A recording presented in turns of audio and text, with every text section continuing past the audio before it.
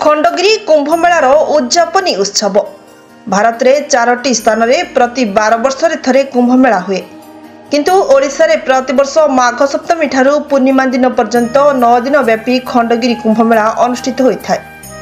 यह पीठर महात्मार विशेषत्व हेउछि जे एठारे साधु संत माने ब्रह्मा विष्णु महेश्वर कादम्बिनी अनुसार एठारे यज्ञ तपस्या करिवार ऐतिहासिक तथ्य निहित रहिछि।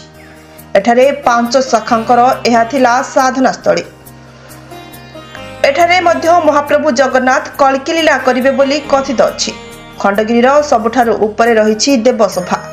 देवसभा को जे श्रद्धालु भक्त माने आसुछंती सेमानकु खाद्य खाइबाकु दिया जाउछि। लोक माने साधु संत मानकु वस्त्र प्रदान करबा सहित दान दक्षिणा देई आशीर्वाद नेउछंती। ललाटकेशरी आश्रम समेत विभिन्न आश्रम पक्षरु श्रद्धालु मानकु मध्य प्रसाद बंटन करा जाउछि। ओडिशा इतिहास पृष्ठा मंडन करिछि खंडगिरी और उदयगिरी गुंफा एवं साधु सन्यास पवित्र कुंभमेला। पुराण शास्त्र मानकरे वर्णित कादम्बिनी और लोककथा आधार में खंडगिरी कुंभमेला अति प्राचीन। बौद्ध जैन नागा तथा विभिन्न संप्रदायर साधु सन्त मानकर आध्यात्मिक सम्मेलन को कुंभमेला नाम आख्यायित करा जाए। एठारे विभिन्न स्थानरू आसीथिबा नागा साधु समेत विभिन्न साधु सन्त माने आसी लोकमानकु दर्शन देबा सहित झड़ा फुंकारे रोग भल हेउथिबार देखिबाकु देखा जाए। एही पर्व दीर्घ 15 दिन धरी चालू रहे।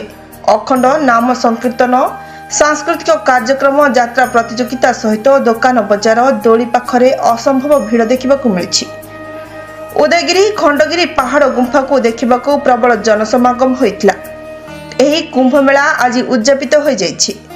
एठारू साधु संत माने निज निज स्थान को प्रत्यावर्तन करिसेंति।